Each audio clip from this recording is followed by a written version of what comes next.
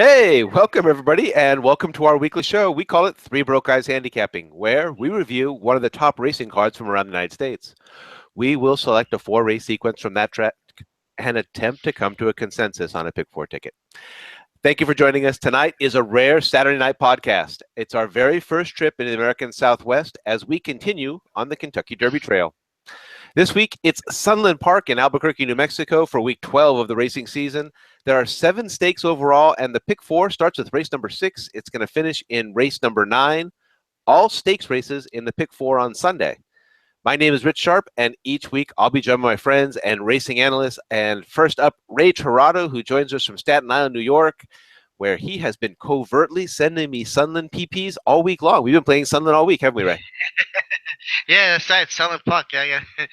Been a few races there. It looks like a nice track. I really enjoyed it.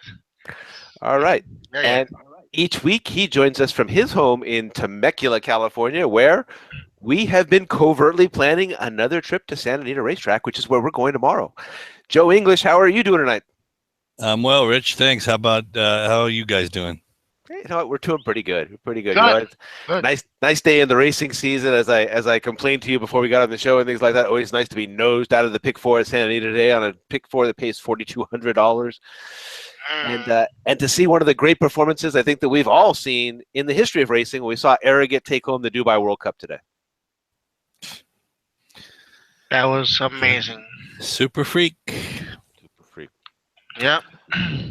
All right, gentlemen, last week it was American Pharoah, and it was his connection to Oaklawn Park that we were discussing. So this week, it's the Sunland Derby, a race that today has graded status and 50 Kentucky Derby points, thanks in no small part to former Kentucky Derby winner, Mind That Bird. And ironically enough, Mind That Bird only finished 4th in the Sunland Derby. At over 50-1, Mind That Bird is one of the biggest upsets in the history of the Kentucky Derby. So Ray, Joe, I'd like to ask the two of you to share with us. Tell us a little bit about your favorite long shot winner on the first Saturday in May. Ray, you can go first. All right. I was following the horse back in '93. He was progressing as a good 2-year-old. He won the Champagne, and he ran in the bluegrass, and he finished 4th. And they were like, I don't know what happened. His name was Sea Hero. And he finished 4th in the bluegrass, and I still had faith in him. I bet him back in the Derby, and here comes Jerry Bailey with Mac Miller, the trainer, right up the rail. He came home for me with 12-1. I was very excited, and he got him home. Sea Hero was my Derby hero in 1993. That's awesome. Joe. Yeah, this one's easy for me. Back in 1995, similar story in that Thunder Gulch finished 4th in I believe it was the Florida Derby. Before winning the Kentucky Derby under Gary Stevens, his first Kentucky Derby win, at 25-1 for D. Wayne Lucas. He was totally disregarded after that Florida Derby win. Had the winner, had the exacta, had the trifecta. It was a pretty good day. Let's put it that way. That's interesting. If I'm not Big balloon. if I'm not mistaken, Giacomo finished 4th in the Santa Anita Derby before going on to score at 50-1 in the 2005 version of the Kentucky Derby. And the one thing about Giacomo is that he hadn't won a race all year before winning the Derby. The Derby was his first win of the year, if I remember right. All right, for your extra horse racing bonus points, can someone tell me the Kentucky Derby connection between Mind That Bird and American Pharoah? Mind That Bird and American Pharoah. Yeah, I should. I don't have my Jeopardy or my there's no Jeopardy music. I'm trying to think trainers. The only thing I'm possibly thinking is that I don't know, was because Mind That Bird was can't remember who the trainer was, but maybe the sire or the dam. That'd be the only possible thing I would think of. It's not often. You stumped us. I was going to say, it's not often I get the big smile on my face and say, I stumped my analyst here and things like that. In 2009, when Mind That Bird did win the Kentucky Derby, he passed going down the stretch American Pharoah's daddy, Pioneer of the Nile. So there you go. Oh. As you know, I always bet the San Diego Derby and was in the pretty much Kentucky Derby, everybody else that day. And Pioneer and Iowa was my horse that day. And as I watched Mind That Bird go by at 50-1, there were some choice words I had for Mind That Bird. Okay, last week was Oaklawn Park. We did not hit our pick 4, again, converting on just 2 out of 4 selections and keeping our hit percentage at, well, just over 50%. We're at 56% on the season, gentlemen. But for those of you who enjoy our pick 4 segment for the players, I would be remiss if I didn't point out that our very own Ray Torado did, in fact, hit his Oaklawn pick 4 last week. Yeah. His $27 investment on last week's show returned just about $443. And I'll share that Ray doubled down by converting the late pick 3 as well. All right. Congratulations, Mr. Torado. They're both like P3. Yeah, the one before. We're not worthy. I got money till June. We're not worthy. We're house not money. worthy. House money. All right, one more program update for those of you who enjoy Three Broke Guys and who enjoy following us. I'm going to pop it up on the screen here for you to see. We do have a new page, so you guys know how to follow us. We're at Three Broke Guys on Twitter, obviously. But now we also have our Facebook page is up for those of you who enjoy Facebook as opposed to Twitter. You can come out there and you can follow us at Three Broke Guys Handicapping on Facebook. So it shows at 3BG Handicapping if you're looking to follow us directly under the Facebook page. And we've just only got a few pictures up there. I will admit I only got the Facebook page set up just yesterday, but you've got the classic picture of me and Joe and Ray at the 2014 Breeders' Cup. You've got one of my favorite horses of all time up there on our banner page. And Ray was nice enough to share with us today that magnificent performance by Arrogant. So we're looking forward to some interaction with the people who enjoy the sport that we love so much. That was from the TV. I was not in Dubai.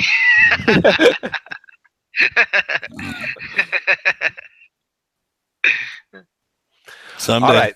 Time for a brief weather update from Albuquerque, New Mexico, where it's probably as hot as it is in Dubai. The forecast for Sunday calls for mainly sunny with a high of 68 degrees. It's a very windy place out there at Sunland Park. So there's winds from the northwest. They come in at 15 to 25 miles an hour, but they can gust as high as 40 miles an hour there in Albuquerque. Once again, we are searching for a weather person for this segment. So if you know somebody who is looking to get some screen time and is enjoyable and would like to be a full-time meteorologist, our show is looking for a weather person. You would come on and join the Three Broke Guys. I will send you our Google Hangout and you will join us. You will be Three Broke Guy 3.5 if you like, and come on just for this brief segment to tell us what you think about the local weather that's there. You're more than welcome to stay with us for the remainder of the show, but it's for a weather segment. So we are looking for a weather person just for this segment. We have a total of 10 races. There are 7 stakes on tap for Saturday. This is the big day out there at Sunland Park. For Sunday, we are focused on the pick 4 that begins in race number 6 and concludes in race number 9. Don't get confused because there is a pick 4 that starts in race number 7 and concludes in race 10, but we're going 6 through 9. Gentlemen, the gates are locked and loaded. The outriders are clear, and the starter is ready to pop the gate. It's pick 4 post time. Okay. Is it windy? It is windy. It's very windy out in Albuquerque. Race number 6. The approximate post time is 5:48 p.m. Eastern. A mile and a 16th on the main track. It's the New Mexico Breeders' Derby. Purse is $100,000, which includes $35,000. This is from the NMHBA, but this week I know what that stands for. It's the New Mexico Horse Breeders Association.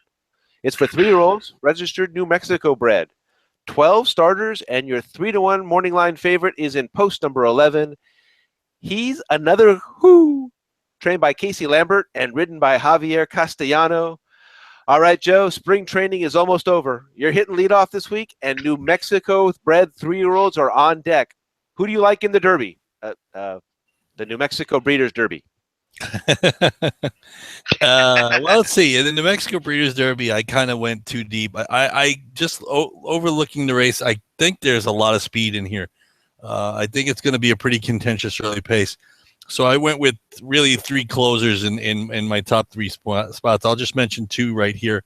Actually, I only need to mention 2. My top choice was the 9, Go for a Stroll. The horse seems to have gotten better. He's the most consistent horse in the field. I had a chance to go back and watch some of the racing from Sunland. It seems, and the one thing about these horses is it seems that these guys take turns beating each other, and this is one of the horses that hasn't actually had that turn beating the others yet. So I'm just, like I said, I see that there's a lot of speed in the field. I think the race is going to be won by a closer. And what really actually kind of I'm not sure about now is because when Rich mentioned the wins are going to favor the closers or favor the speed horses. Like I said, I just see a lot of speed. I see Reigning Pesos being up near the lead. I see Tizarol could be. El Tule's a sprinter. Mustard was up close in his last start. Is a Tickle was pretty close. Hoot, I guess Hoot was the name of the horse. And he was sent along for the lead, and they actually ran a pretty good pace, and he held on. But like I said, I just think there's a lot of speed signed up here. And I think Roll for the Stroll might be the one today, and I think he's going to take advantage of that speed. Tracy Hebert seems to know this horse. He's been on all 4 times. The connection with the barn is very good, 27% at the meet and 34% for the year. So I'm thinking that the outside post, and also the one thing about this track I noticed is that I know at a mile, the outside posts are at a real disadvantage, which I will get to later, because the 8th race is a mile race, and they don't have a turf course. The mile really favors. Actually, it shouldn't. It has. There's a problem for horses who have speed who draw on the outside because that turn comes up really quick. But at a mile and a 16th races, I don't think it's that big a deal. I just think there's a lot of speed in this race. And I think the 9 Go for a Stroll is going to take the most advantage of it. Obviously, the horse to beat is the favorite. The 11, He's Another Who. I was more impressed. Like I said, I got a chance to watch He's Another Who and all of these horses quite a bit this morning. In between Dubai World Cup races, I was doing some handicapping for this card, and I actually like He's Another Who as a late running sprinter, as opposed to a late running closer. I think the pace is always sets up for him better. It's a lot faster, and he seems to have more punch when he's closing into that faster pace, as opposed to when he closes into the slower pace of the mile races. And I saw that last race out. It wasn't like he couldn't have won if the race was another 16th of a mile longer. He probably could have, and that's probably why he's 3-1 on the morning line. And of course, it's not bad that Javier Castellano gets on board coming east. It's funny, the barn's 1 for 26, and I'm like, wow, how did a 1 for 26 barn get Javier Castellano? I kind of wonder exactly how that happened. The horse was a beaten favorite last time, and again, his form looks like it's better when he's a late running sprinter, at least since he returned from the layoff at Zia Park earlier this year. So I'm going to try and hopefully beat him. I want him on the ticket because the race is kind of wide open. I don't think he's going to drift much below 3-1. He might be 5-2, depending on what happens. But I think this race is pretty wide open. I'm just going with the 2 closers, or the 2, for me, the 2 most consistent closers, the 9 Go for a Stroll and the 11 He's Another Who, because basically they're going to drop back, sit behind the pace. And watching those races at Sunland Park, you can actually make up ground going a mile or going a mile and a 16th. So I'm going 9-11 here in the New Mexico Breeders' Derby. Obviously not the biggest derby we'll handicap this week, this month, or this year, but it's the New Mexico Breeders' Derby, and it's the kickoff leg of the Pick 4. So 9-11 for me, right? Since you hit the Pick 4 at Oakland last week, I'm surprised you didn't go first, but go ahead. It's up to you now. Who do you got in this race? Yeah, actually, Joe, we're on the same page here. I do like the 9, Go for Stroll. It looks like Sunland Park is like you said, kind to stalkers and closers who don't come from way back, and speed the wins, but not that much wire to wire jobs. Actually, yeah, this horse second to his gate partners, the Hoot and Storming Back, so they're right next to each other. So they might look him in the eye and say, "Listen, this is my turn now." He gets there going the 16th of mile, and there might be a little more pace here. Mm-hmm. Tracy Herbert is riding for Todd Fincher. They're both 18, 20%. So that's why I like Go for Stroll. I do like also number 8, Hute. He's the winner of his last 2, maiden and a minor stake. He has a speed to maintain a good position. He don't really have to be in the lead, but close to it. Coming off a slight layoff, he should be fresh to handle these. Ken Tohill 15%, and also riding for Joe Marr, who's 17%. So they're doing pretty good also to me. My third horse here is a long shot. Dom Straight. He's 10-1. He almost got to Hugh at 8-1, two back in the mile race. And he was 5 wide. Three to 4 wide in his last race also, 2-1. He got some support and just had a bad trip. I'll forgive him for that. Actually, it's a race after the mile, so he did have one race between that, so that's good. Maybe the post gives him a chance to save ground and give him a chance. So Miguel Perez also 19%, riding for Miguel Hernandez is 21%. So if the speed collapses, look for this one. My underlying horse would be the 11. I'm sorry. He's another who. So, like you said, Joe, I agree with you. I think he's best at closing the sprinter. He's trying to stretch out, and he may not get the pace to have that kick, and he might be better off doing that. I wouldn't take him as that much of a favorite doing that, something that he's not really accustomed to. But he does attract Castellano, so that's always a plus. And I'm not a fan of those horses. He's stretching out, he's probably best going short. So those would be my picks: the 9, the 8, and the 3. Underline with the 10. All right, Rich, what you got to say about the Breeders' Derby, $100,000? Now, is it the 10 that you're underlying it with, or is it the 11? Is it He's Another Who? Oh, no, or the is 11, it- the 11. No, the 11, I'm 11, sorry, okay. 11. All I right, wrote just 10 making now. sure I had that correct. When I was a little Typo. when I was a little kid, I used to have a little bit of a problem with those 4 letters in the middle of the alphabet that go elemento. The teachers used to have that problem. I used to just to say them too quickly, and I think even as I got a little bit older, I still had some trouble with them and thinking that it was almost like one letter, LMNO. And I couldn't help but think of that phrase as I did this race. And the reason I'm bringing that up here is because I couldn't find much of a difference between 8, 9, 10, 11 in this race. I kept going back and forth. I think I told you guys before that when I handicap, the check mark can move.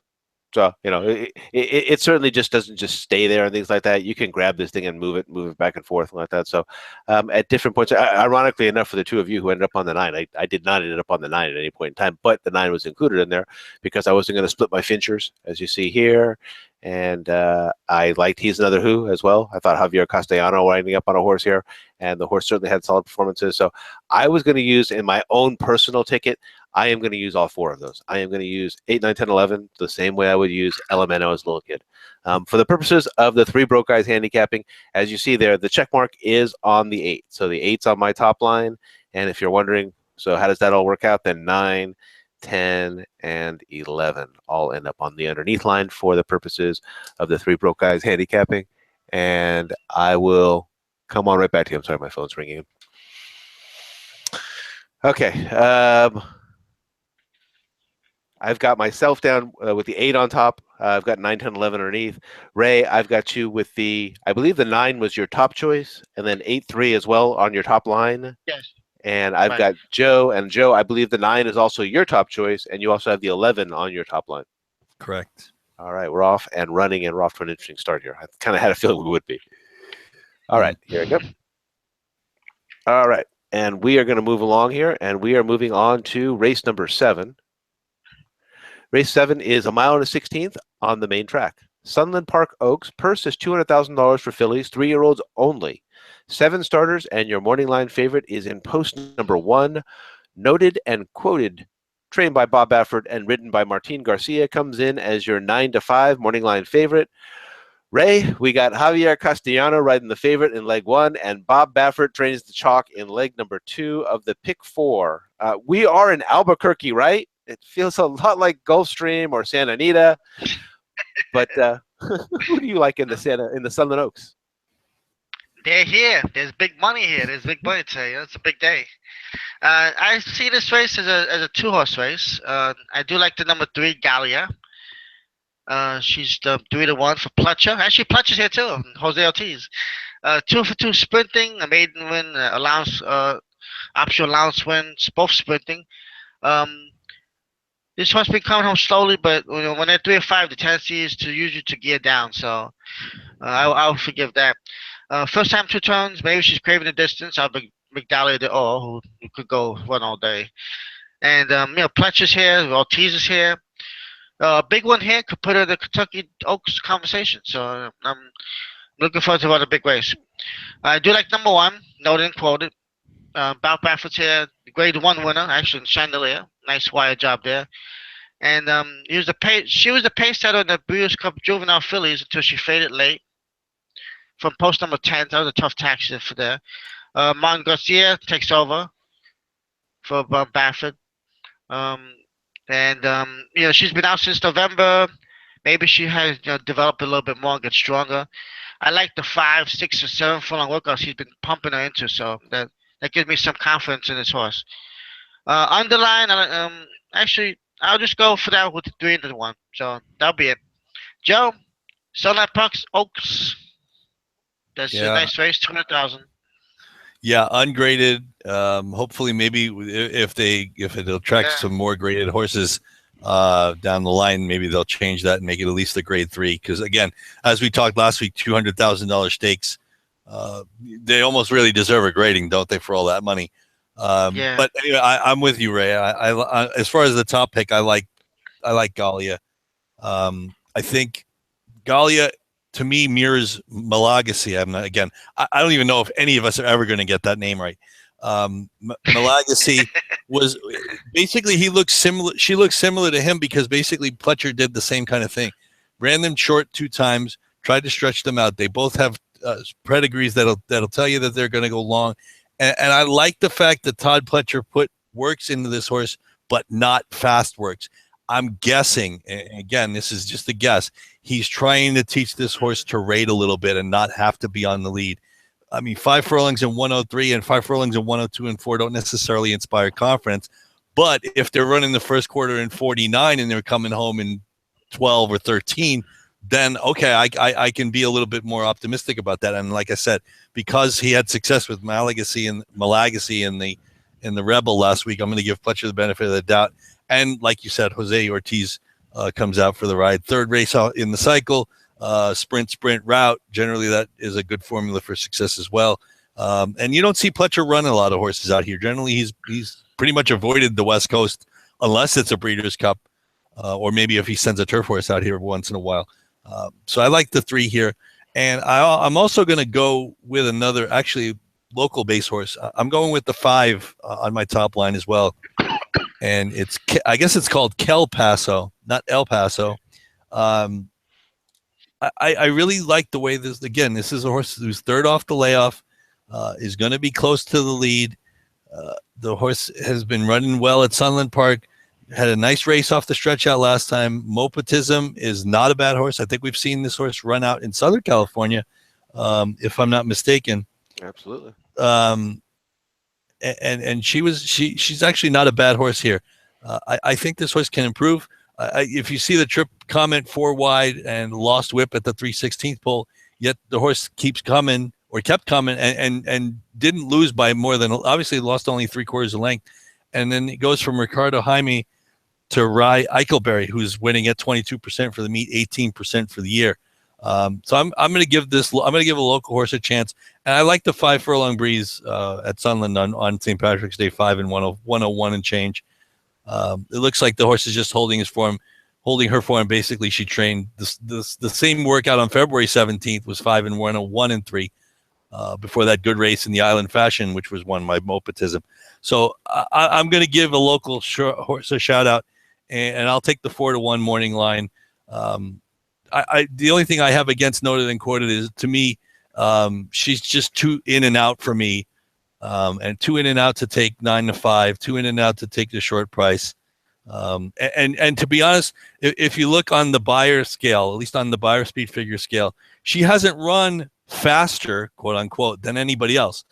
Galia's last buyer speed figure matches Noted and Quoted's best buyer speed figure. Kel Paso's last buyer speed figure was 79. So they're not that far apart on speed figures. So I think Baffert's going to, this was going to take money, and she'd probably be 3 or 4 to 5 even money, just for the name of Baffert alone. Again, I would put her on my personal ticket, probably against my better judgment, but I don't think I would want to take her at 4 to 5 on a track she's never seen.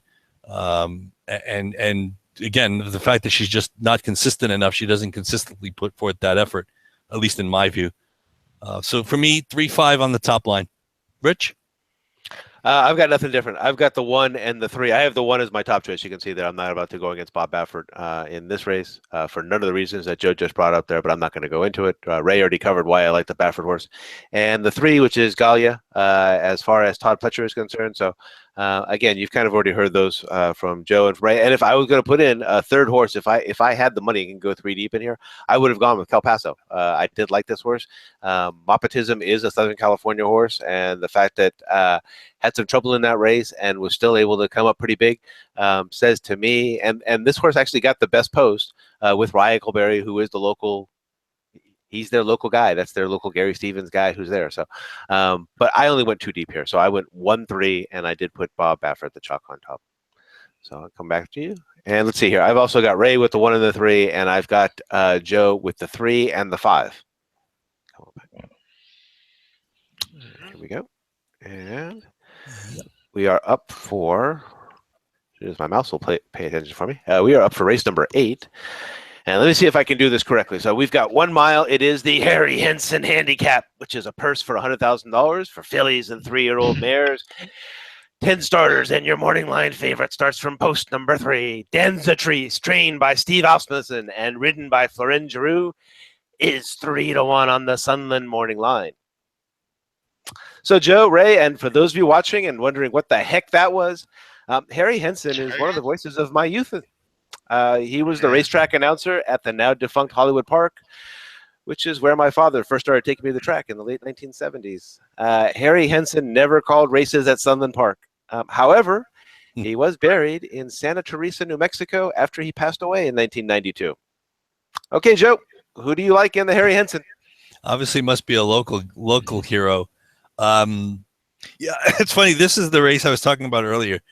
If you look at the PPs, when you look at the track diagram in the upper right hand corner, that basically this race just about starts on the first turn. So you have to be, if you have speed and you're on the outside, you better go. And if there's a lot of speed inside of you, good luck to you. And it's funny because I'm looking at the 2 horses I like. I like on top. I like the horse on the outside. Ironically, is the 10 KP Wildcat, but it's because the horse is a closer. Again, it's another horse that I see, another race that to me looks like there's a lot of speed. This horse will be able to just drop back over and get onto the rail. Of course, you're going to have to work out a trip. The horse is probably going to be last down the backside, but she's also one of 2 4-year-olds in the field. And the 4-year-olds, to me, have a chance to get better, whereas you see a lot of 7 and 8-year-olds in this field. And I think we already kind of know what they are. This horse is the third coming off the layoff. Had a little bit of a trouble trip in the El Diario, but the horse is 3 for 5 at Sunland, 2 for 2 at the mile, 4 for 8 on dirt tracks. Never been out of the trifecta, earning over $230,000. Again, the horse seems to be working well, working at least consistently since that last race. And she stretches out. Like I said, she's been the mile distance, 2 for 2. And again, I would normally throw this out, but this horse is a closer from the 10 hole. Anybody outside of like post 6 or post 7, if you got speed, you got to go. And if there's speed inside of you, you're in trouble because you're starting on the turn. Notwithstanding, the other horse I like is a speed horse, and it's the horse down on the rail, Catzadiva. Todd Pletcher, Jose Ortiz. I guess I don't need to mention them. We've talked about them enough time. It's on our, 65 episodes of Three Broke Guys Handicapping. I think this horse is going to get the lead. And what tends to happen sometimes, maybe it doesn't tend to happen, it occasionally happens when everybody sees that there's a lot of speed. The jockeys decide, well, I don't want to get caught up in that speed, then I'll take back. Well, I think this horse is going regardless. The horse won an optional non-2 claimer at Aqueduct last time out. This is the Three Broke Guys angle. And Jose Ortiz knows the horse a little bit from having ridden her back in early January. I just think this horse has a lot of potential to go gate to wire if for whatever reason 3 or 4 of these decide, we don't want to go and back off. Otherwise, I would expect a lot of speed here, and I would still hope it sets up for the 10 KP Wildcat. So I'm just going 2 deep here. 10-1. I really wouldn't say I had a strong opinion. I couldn't make a case for a lot of the runners in here, or I just couldn't wrap my hand around it, other than the fact that it seems like to me that there's a lot of speed and it sets up for a closer. But then again, Pletcher and Jose Ortiz on the inside with a horse that cost $300,000 at auction last year. And again, she's the other 4-year-old in this field. So I went inside and outside.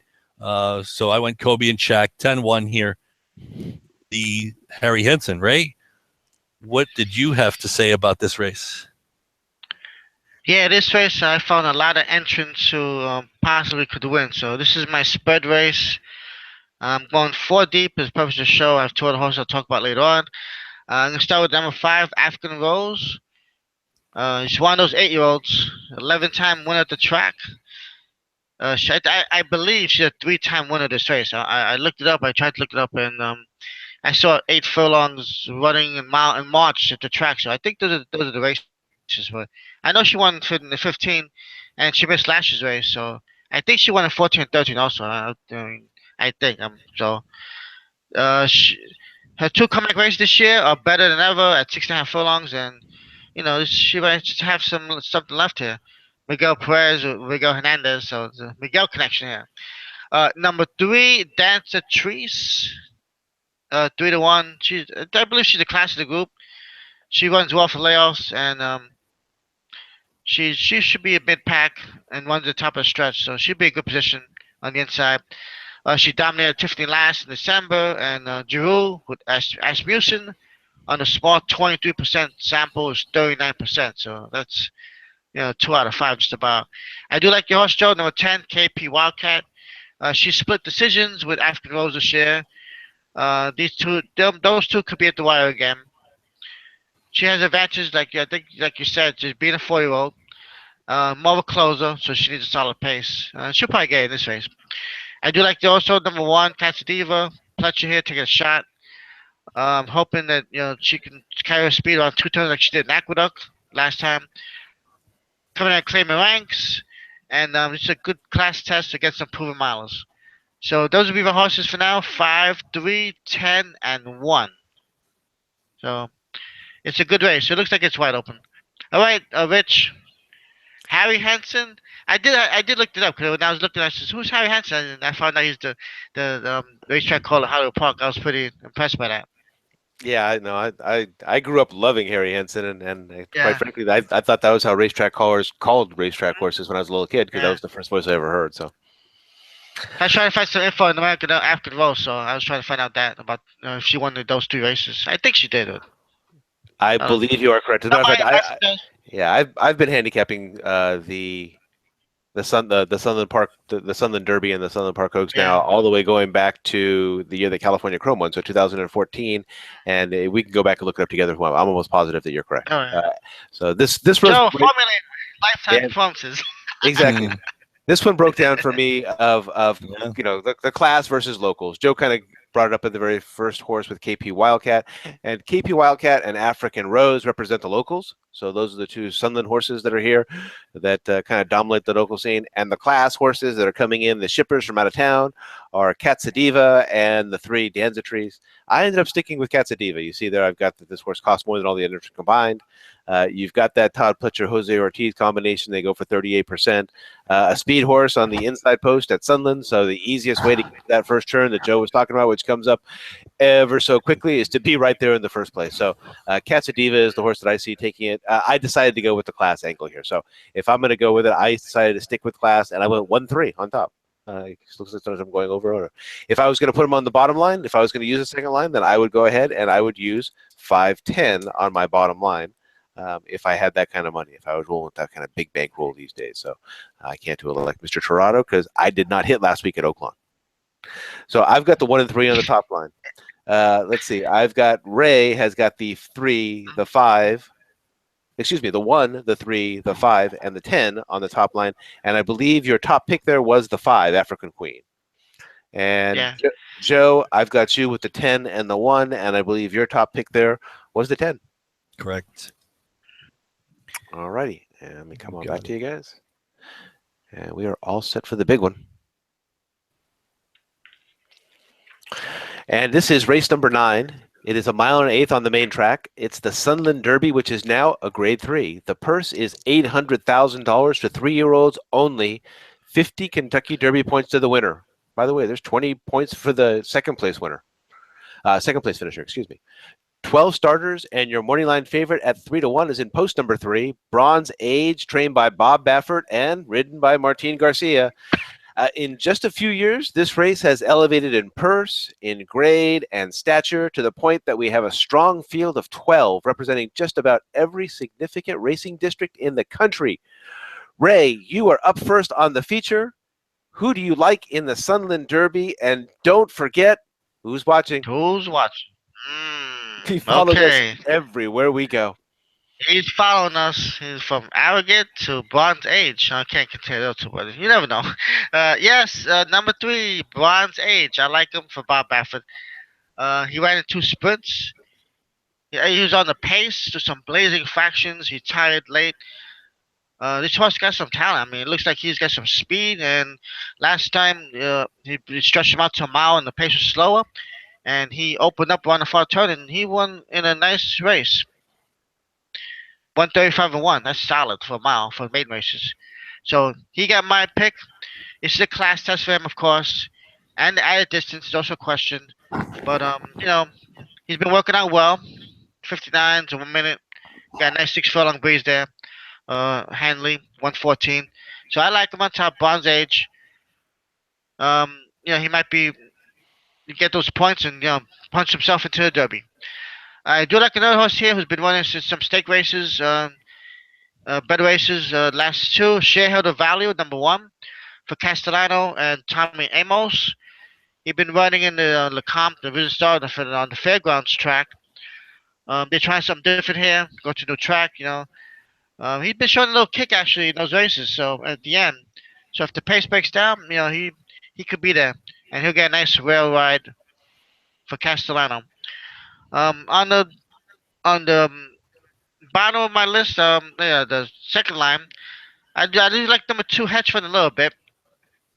He broke his main on 2 turns with a nice late pace of 97 for the Briz.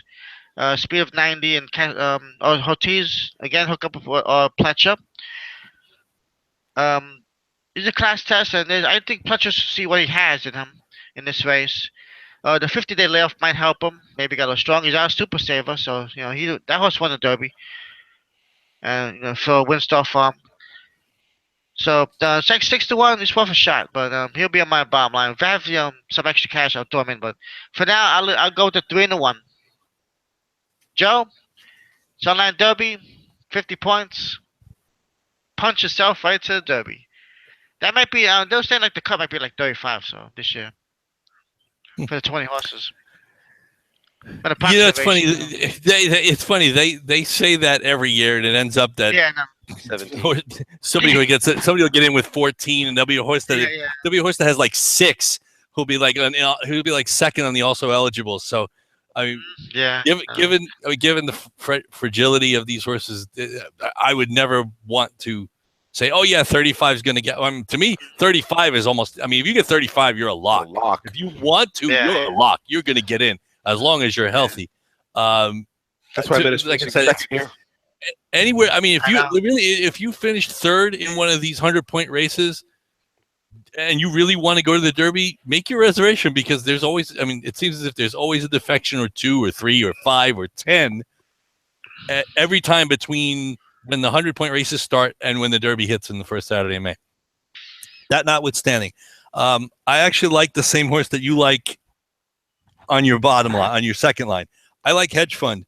And what's funny is I just looked back. Basically, I was looking at, while you were talking, I was looking at Hedge Fund, and I looked at the works on Hedge Fund at Palm Beach Downs. And I remember talking about this horse, about Gallia, I don't know, maybe 15 minutes ago. And I was like, wow, those works look awfully similar. I kind of wonder if these two weren't working in company then at Palm Beach Downs. And it's very obviously they're working, exact same time over the exact same day. It seems too obvious to me.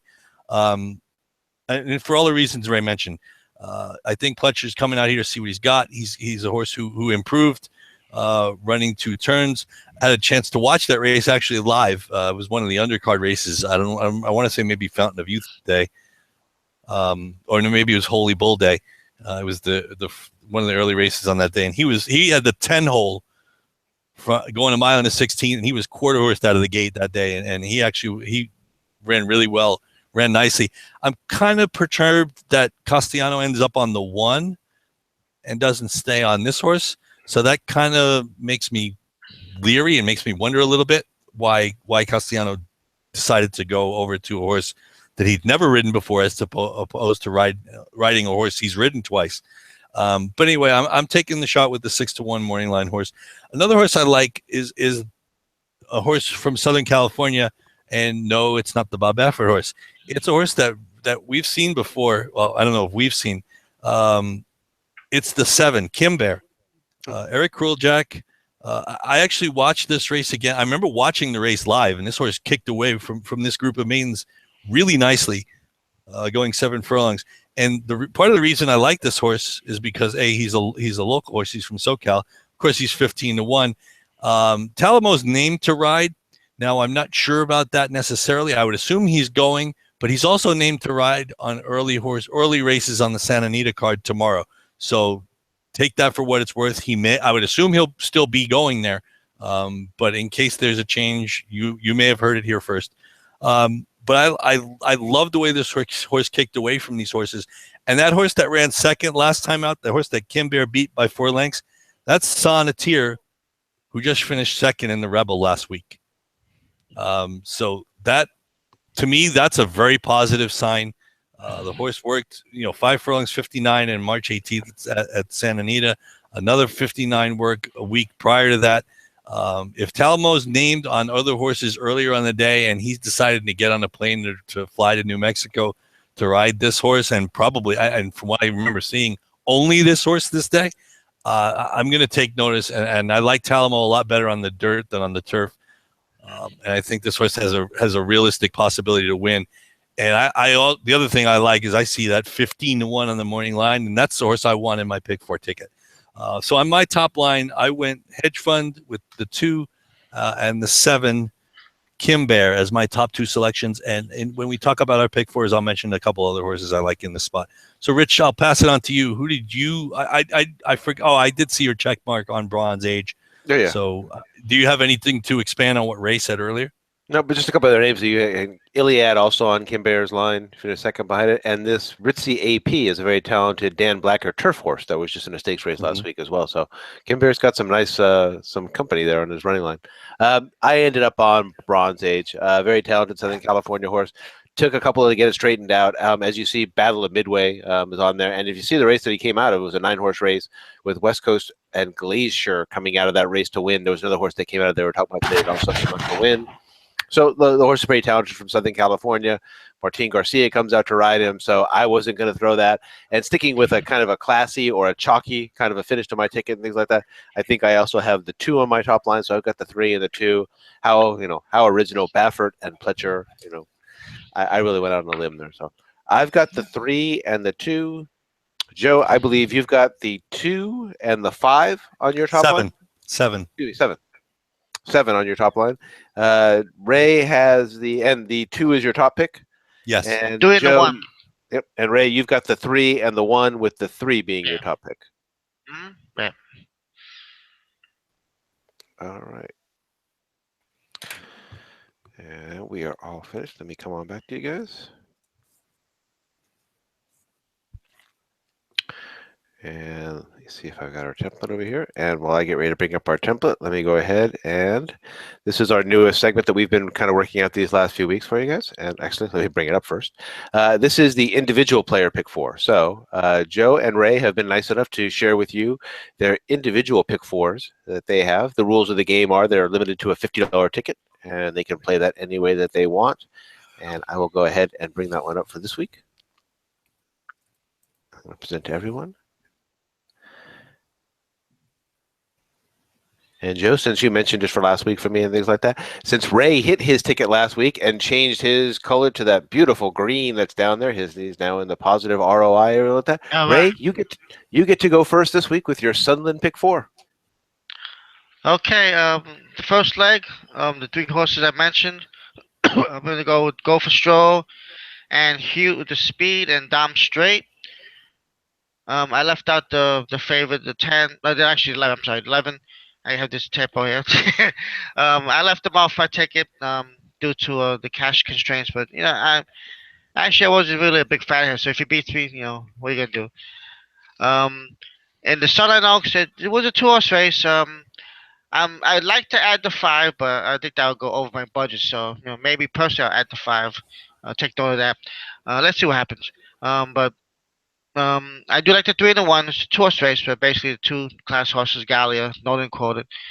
Um, Here, what I hear about Northern Quoted, I might actually change to the five, but I'll leave the 3-1 for now. That sounds good. The Harry Henson mile, I had to spread a little bit. I was really tossed and turned by all these horses. And this is the race that I'm just looking for a nice price. I did add the 4 and the 8 Perfecta. This is the other part of the Jude Lania racing team with Hernandez. She can close if the race falls apart. And he has some route races in the optional claiming rank. So this is my 3BG angle also. I do also like 15-1 on Minister's Adventure, number 8. I respect any horse that Castellano jumps aboard, so he's got my vote. Henry Dominguez has a good meet, 16%. And then in the Sunland Derby, I'll stick with the 3-1, Bronze Age, and Shareholder Value as my horses. So that's a $36 ticket for me. The 983 with the 3-1, with the 5-3-10, 1-4-8 with the 3 and the 1. All right, Joe, take it away. Thanks, Ray. Get the same $36. Actually, I don't have much to say about leg one. I think I've pretty much covered it in our regular segment. I like the 9, Go for a Stroll, and he's another who in the first leg. It's a contentious race, and it could really easily go lots of different ways. But unfortunately, because of the budgetary constraints, we've got to pare down at some point, and this is where I chose to. The horse I wanted to add and I wanted to talk about in leg 2 was a horse named Soft Cheese, the number 4, who's coming out of an Oaklawn route race, breaking his maiden, going gate to wire. The reason I'm doing it is 2 things. One, Ken McPhee can train. He hasn't trained a lot lately, or he's kind of been not necessarily on the front burner. But generally, when a horse debuts at a mile and a 16th and goes wire to wire, for me, that's pretty significant. That doesn't generally happen very often. So I'm going to take an extra look at this horse, and the horse is a decent enough. I think I want to say 6-1 on the morning line. I didn't have it written down, so I would add that horse to my pick 4. So it would be 3-5-4 in that spot. In leg 3, race 8, I would add the 3 that Ray mentioned to my 10-1. Danzatrice. Florent Giroux gets back aboard when Giroux was aboard the one time he was aboard. This horse won by 7 at the fairgrounds. Again, 5 for 10 lifetime. She's a stalker and a bit of a closer, and I think this horse has a chance to get a nice setup. Again, the price doesn't necessarily thrill me, excuse me, but again, in order to be able to advance and stay alive in the ticket, I would definitely add Danzatrice to my own personal ticket. And in leg 4, I started with the 2 and the 7, Hedge Fund and Kimbear. I wanted to add, and Ray mentioned Shareholder Value. The horse is another closer. The horse has been working well at fairgrounds. But again, like I mentioned with Hedge Fund being leery about Castellano not being on the horse, the fact that Castellano gets on Shareholder Value kind of opened my eyes. And again, horse is going to get a nice ground-saving trip. I think there's enough speed in this race to set it up for the horse. And if anybody's going to be able to work out a trip, it'll be Castellano. So that was one of the other horses I'd add. And the second horse I'd add is the 5 IRAP. And it's funny because I was looking at this race and I was writing down facing winners now. Facing winners now. A lot of horses in this race are coming out of main races. This horse hasn't been facing. This horse has been facing winners, but the horse is still a maiden. But he's won $124,000 and he's finished second behind Conquest Mo Money, who we didn't even mention in this race, who's undefeated from post 12 in post 12. IRAP got beat by that horse who's 9-2 on the morning line. Got beat by Royal Mo in the Lewis, and got beat by Mastery in the low self-futurity running second. So this horse has been graded stakes placed twice, grade 1 placed, and it's funny the horse is maiden. We haven't even mentioned him, not to be too cute about it, but Doug O'Neill is when he's on. Doug O'Neill is as good as Todd Pletcher and Bob Baffert. It's rare that it happens because those two guys are just really out of this world. But believe me, Doug O'Neill knows what he's doing, and he's sending this horse out. And I think he thinks this horse has a shot. He's adding blinkers as well. So I'd go 2-7-1-5 in my own personal pick 4 ticket. And again, we didn't. It's really funny that we didn't even mention the local horse Conquest Mo Money running in the 12 hole in that race. Rich, oh, okay. I'm guessing this is this because this is a caveman ticket? Is that why all these images are on my screen? I'm looking. I'm like, wait a minute, what the heck's going on here? Anyway, so that would be my ticket, $36, and I could be persuaded to add noted and quoted if I had to in the Sunland Park Oaks. I'd rather not, but I guess in order to advance, I probably, if I had the bankroll to do it, I would. Rich? All right. No, it's not. And it's not your ticket. That's the caveman ticket. I will bring our ticket up here in one moment for you guys, and that's the caveman ticket. So here we go. I think that's just a style. I think that's what it's called for whatever reason. Captain Caveman. You are showing your age, my friend. I know. And Well, we already know. We know what your age is, anyways. It's not like this is any secret to any of us.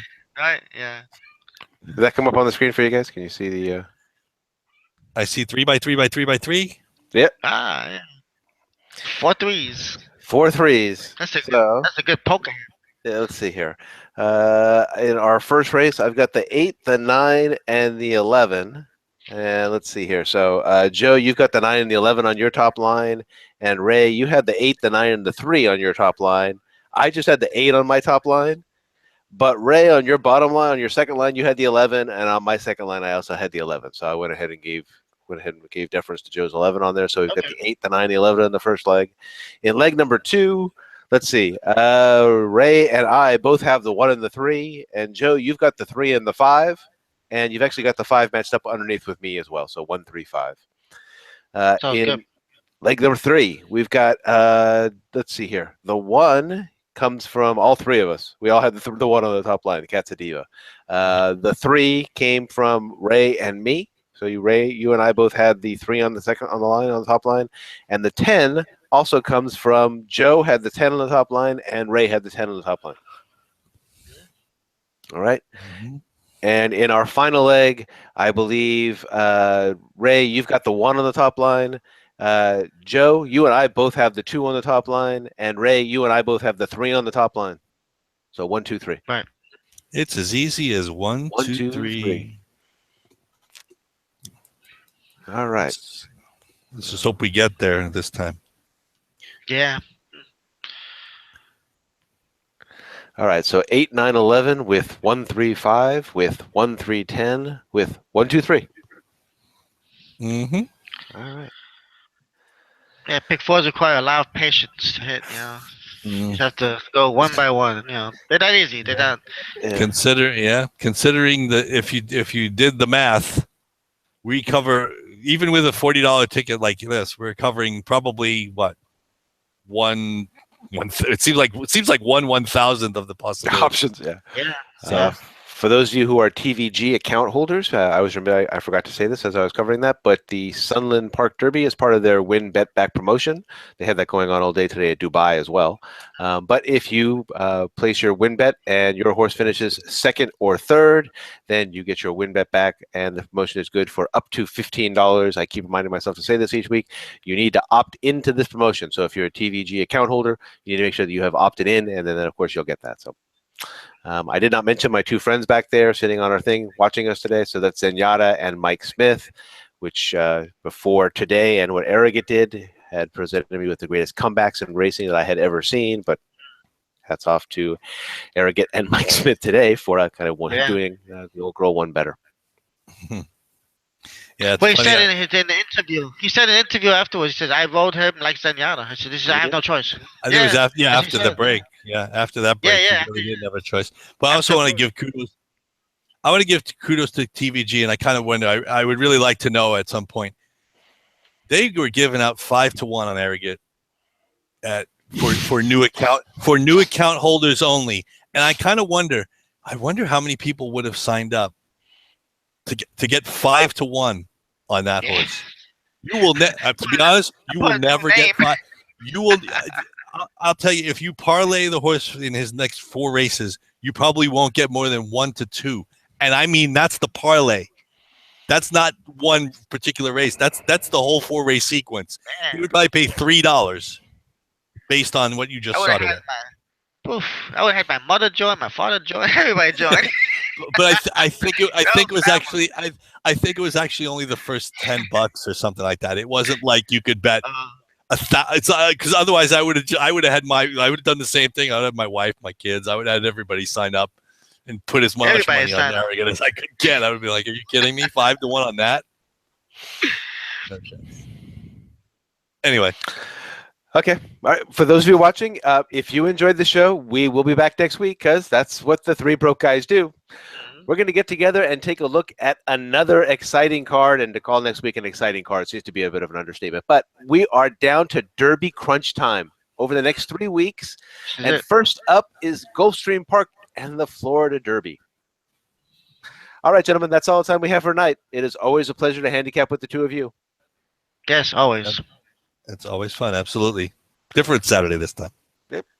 For Joe English and Ray Torado, I'm Rich Sharp. Thank you for watching 3 Broke Guys Handicapping.